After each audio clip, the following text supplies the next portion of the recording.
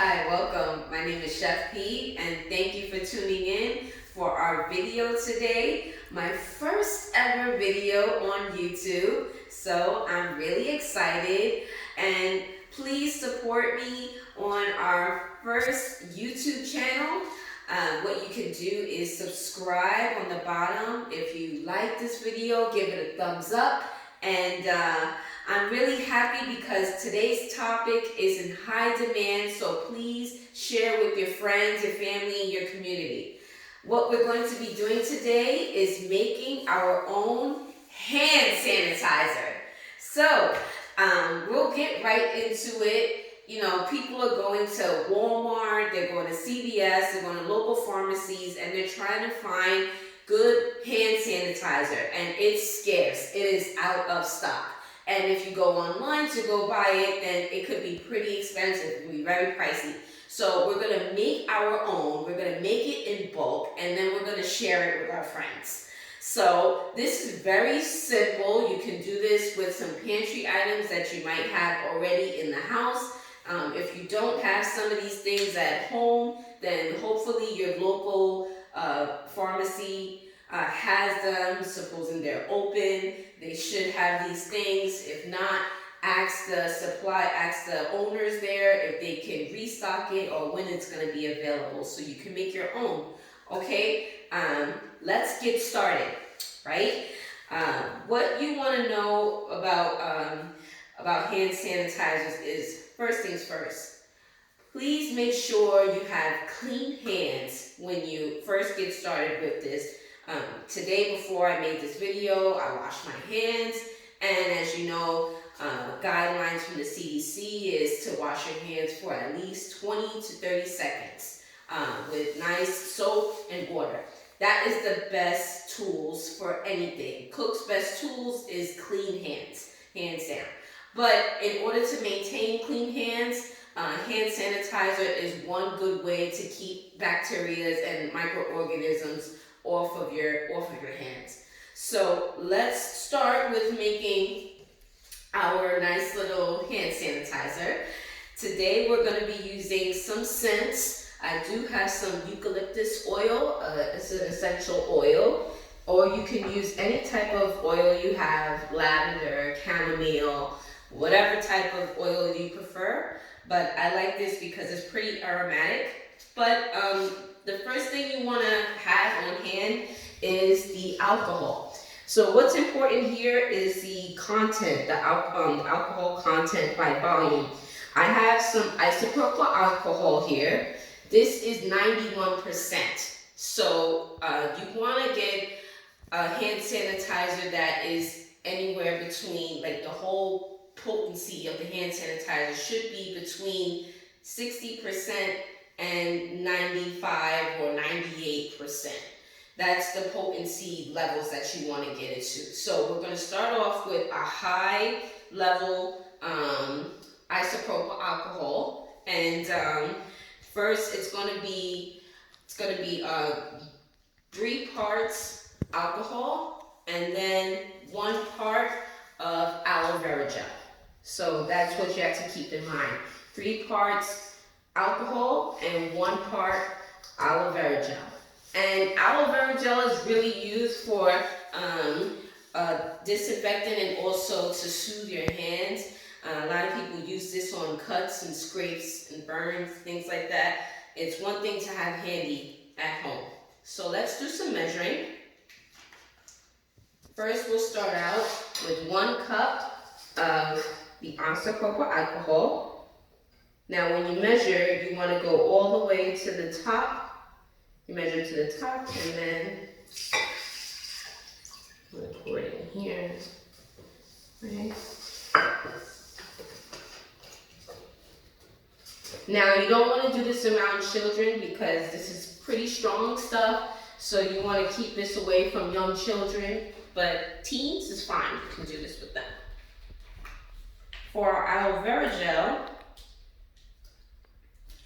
this is brand new. I just got to take all my tags off and everything.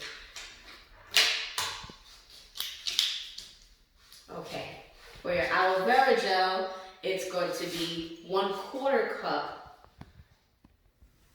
to my 1 cup of alcohol.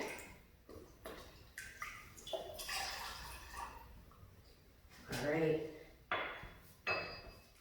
So most places you go, if you're entering the store, like your local supermarket, they may have some alcohol, Purell or something like that, hand sanitizer there for you, and it's pretty liquidy. That's the, this is the consistency that you're gonna get with this measure. You can use the aloe vera gel, and it's a little bit more coagulant, but I like the liquid a little bit better, so we'll use that. Take your whisk. I'm just gonna whisk that together. And then we're also gonna add our essential oil. Today we're using the eucalyptus oil. It smells really good. You're gonna do about 2 tads. I have this cute little tad measurement here. Let's do about 2 tads. And this is really hard to get out because they want like the glass tincture. Just take that top off. It's easier that way. Okay, so I'm gonna do like 2 tads. And this one is really cute that I got, guys. You can find them sometimes have a smidgen, a pinch, a dash. A little dash of this, and I use the tad because the tad has like the biggest kind of measurement on this. Or you can use like maybe a half a teaspoon. A half a teaspoon might be good for you. And I can really smell that eucalyptus oil. It is so aromatic. It's really like freshening. Okay, and that is it. So once you have all these things combined, we're gonna package it up very nice and neatly. I have some things here. I have some plastic bottles. This one has like a little push open. You can also use a spray. I have a spray here. You know, so you can spritz it. We'll try both of these and see which one we prefer. And I also got these little water cups. Sometimes people don't have funnels, so you can use a water cup, or you could just have a really steady hand. But for me, I'm pretty clumsy, so we're gonna use the little water cups, and I took a scissor and just took off the little corner here so I can pour it inside.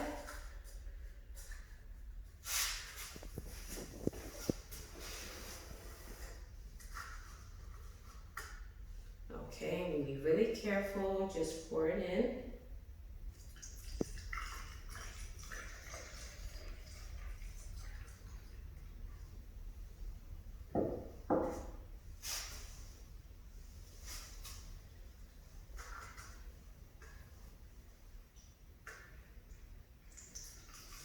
Remember, if you like this video, please thumbs up for me. Please subscribe to my channel. I'm going to be putting out videos as often as possible on a weekly basis, and just want to share some nice tools, sometimes cooking recipes, or do-it-yourself things that you can work on as a project.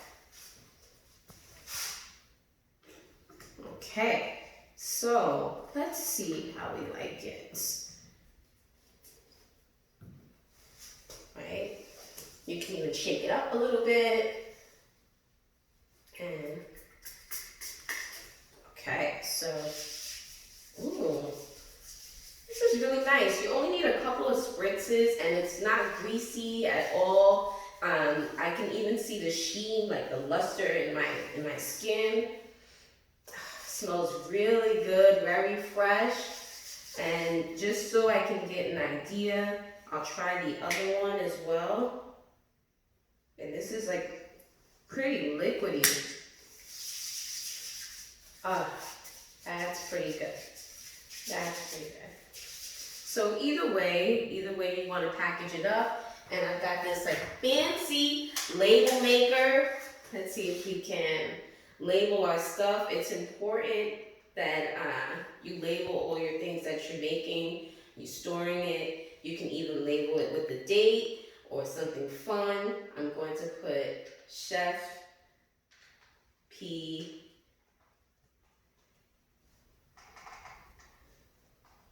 hand sanitizer.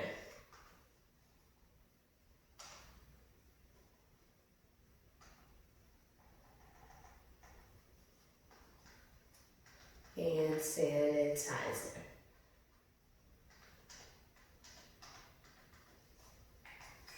All right. Let's see how that goes.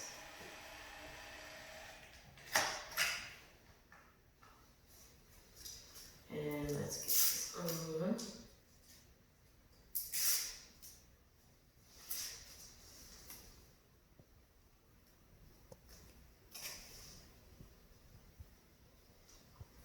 There you have it. So, Chef P's hand sanitizer. I'll take that any day over a bottle of Purell. And thank you so much for joining us. One more thing, I wanted to show you a quick fun fact. We have our aloe vera here today. This is how, if you were to buy it in the store and not buy it in bulk like what we have here, this is an aloe vera plant. Usually you can get these pretty affordable. I got this whole string for like $2.50. And what you can do is take something sharp and pierce it inside, and this is actually the aloe vera gel. Comes out like that. Very clear, very medicinal, something to have at home. You can use this instead of the aloe vera gel, and you use it the same way. You just squeeze it out, and then put it inside of your measurement. All right. So thank you for being with us today. Please remember to subscribe to the channel, and I'll see you soon. I'm out, Chef P.